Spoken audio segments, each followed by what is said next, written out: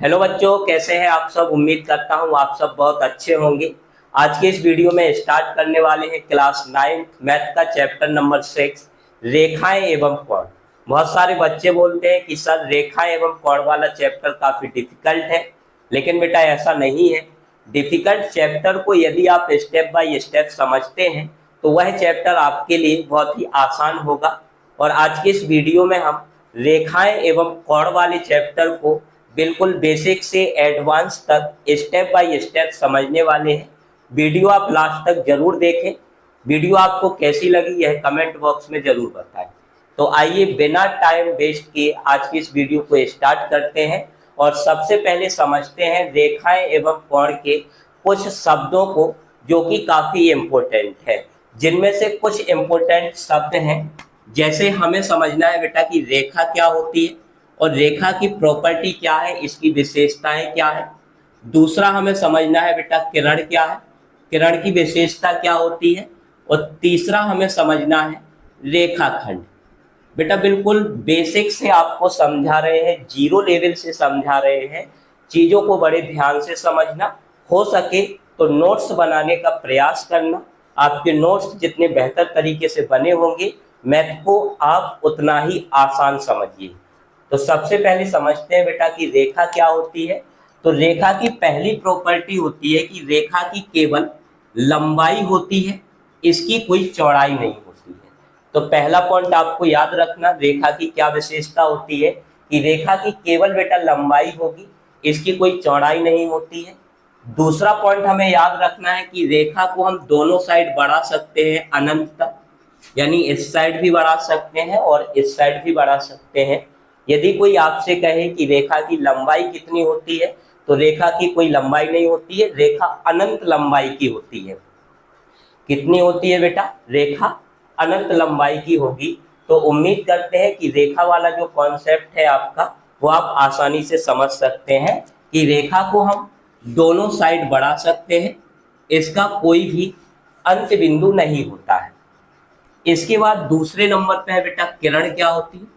तो किरण का एक अंत बिंदु होता है और किरण को हम केवल एक साइड बढ़ा सकते हैं, इस साइड किरण को नहीं बढ़ा सकते हैं। ये किरण का अंत बिंदु है, किरण को केवल हम एक साइड जो है वो बढ़ा सकते हैं। तो किरण वाला कॉन्सेप्ट भी आपका क्लियर होगा।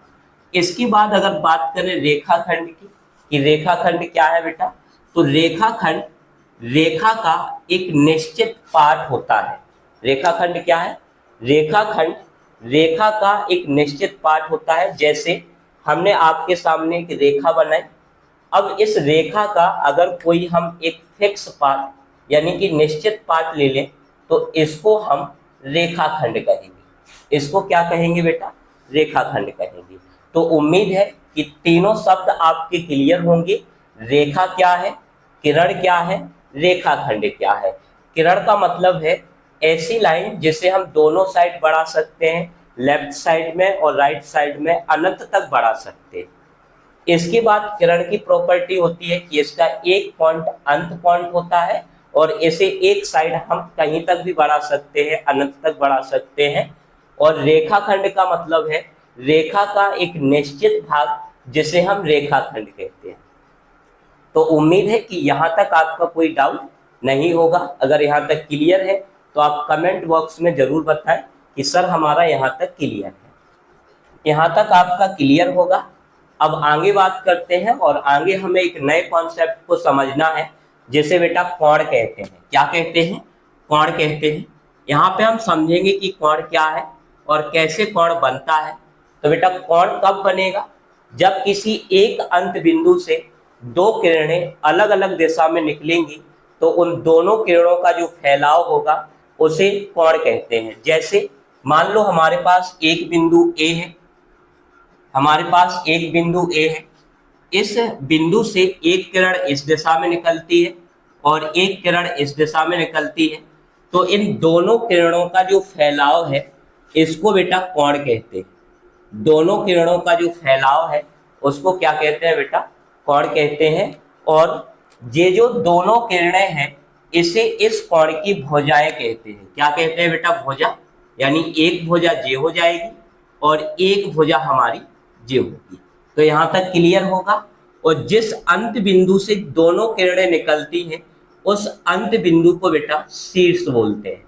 उस अंत बिंदु को क्या बोलते हैं? शीर्ष बोलते हैं। तो उम्मीद है कि कोण क्या है और कोण की रचना कैसे होती है इसके बारे में आप बेहतर तरीके से समझ गए होंगे कि जब किसी अंत बिंदु से दो किरणें अलग अलग दिशा में निकलती हैं, जैसे यहाँ पे हमने एक बिंदु ए मान लिया था और इस बिंदु ए से एक किरण इस दिशा में निकलती है और एक किरण इस दिशा में निकलती है, तो इन दोनों किरणों का जो बेटा फैलाव है उस फैलाव को हम क्या बोलते हैं? कोण बोलते हैं। तो उम्मीद है यहाँ तक आपका क्लियर होगा, किसी भी प्रकार का डाउट आपको नहीं होगा। ये जो किरणें होती हैं इन किरणों को इस कोण की भुजाएं कहते हैं और जो अंत बिंदु होता है उस अंत बिंदु को हम बेटा यहाँ पे शीर्ष कहते हैं। अब यहाँ पे हमें कोणों के कुछ प्रकार समझने हैं जो कि नॉर्मल है। जैसे कि यहाँ पे हम एक हेडिंग डालेंगे, कोणों के प्रकार। कोणों के प्रकार बेटा, पहला कोण होता है न्यून कोण, दूसरा होता है समकोण, तीसरा होता है अधिक कोण, चौथा होता है ऋजु कोण और पांचवा होता है प्रतिवर्ती कोण। पांचों कोण इंपॉर्टेंट है और इनको समझना बहुत ही आसान है। एक एक करके समझिएगा और एक एक करके डायग्राम के साथ आपको एक्सप्लेन करने वाले हैं। वीडियो को ध्यान से देखिए और एक बात आप जरूर बताइए, यदि आपने पहले से इनको पढ़ा हुआ है, क्या आप इनके बारे में जानते हैं पहले से या नहीं जानते हैं, यह आप कमेंट बॉक्स में जरूर बताइए। तो आइए एक एक करके समझते हैं। सबसे पहले समझते हैं कि बेटा न्यून कोण क्या होता है। सबसे पहले समझते हैं कि न्यून कोण क्या होता है। तो बेटा न्यून कोण का मतलब होता है वह कोण जिसका मान 0 डिग्री से 90 डिग्री के बीच होता है, उसे क्या कहते हैं बेटा? न्यून कोण कहते हैं। जैसे यहाँ पे मान लो हमने ये कोण बनाया, यदि इस कोण की वैल्यू 0 डिग्री से 90 डिग्री के बीच होगी तो इस कोण को क्या कहोगी? न्यून कोण कहेंगे। यहाँ पे हमने मान लिया कि इसकी जो वैल्यू है वो 70 डिग्री है, तब ये कौन सा कोण होगा बेटा? न्यून कोण होगा।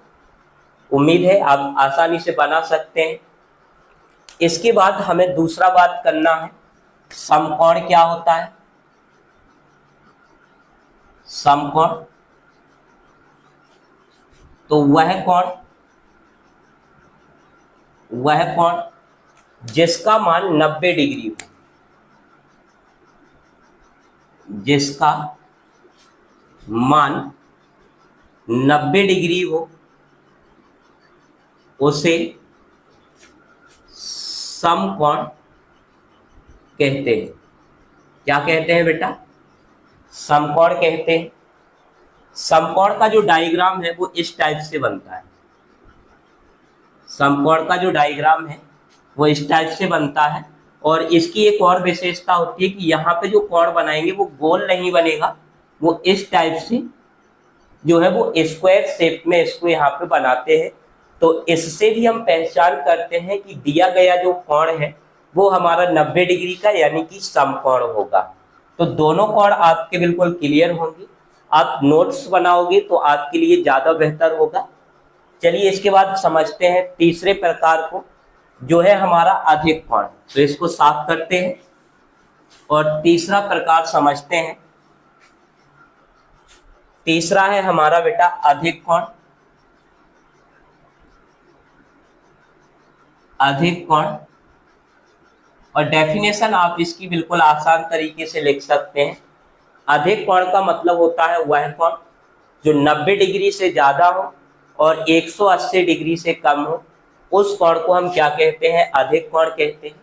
इसका डायग्राम कुछ इस प्रकार से जो है वो हमें देखने को मिलता है, इस प्रकार से। क्योंकि यहाँ पे देखोगे बेटा कि जे हमारा यहाँ तक 90 डिग्री का रहेगा, यहाँ तक 90 डिग्री का रहेगा, और 90 डिग्री से ज़्यादा, और जे 180 के लिए गया है। तो जे जो कोण है वो इस कोण के और इस कोण के बीच में ही जे वाली लाइन रहेगी, जिससे जे बनने वाला जो कोण है वो 90 डिग्री से ज़्यादा होगा और 180 डिग्री से कम होगा। तो उस कोण को हम क्या कहेंगे बेटा, अधिक कोण कहेंगे। इसके बाद हम समझते हैं चौथा जो प्रकार है वो है ऋजु कोण। क्या है बेटा, ऋजु कोण। ऋजु कोण का जो मान होता है वो 180 डिग्री होता है, और इसका डायग्राम बिल्कुल एक सीधी रेखा पर बनता है, इस टाइप से। जे जो कोण होता है वो फिक्स 180 डिग्री का होता है, जिसे हम ऋजु कोण कहते हैं। क्या कहते हैं बेटा, ऋजु कोण कहते हैं।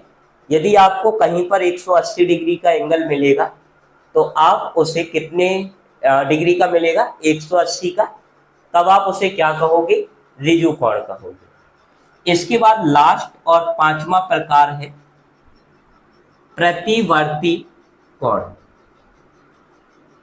प्रतिवर्ती कोण की जो बेटा वैल्यू होती है वो 180 डिग्री से अधिक होती है और 360 डिग्री से कम होती है, और इसका जो डायग्राम है वो कुछ इस टाइप से देखने को मिलेगा। ऐसे मतलब इसको बनाया जाता है। ये जो कोण होता है वो 180 से अधिक होता है और 360 से जो है वो क्या होता है बेटा, कम होता है।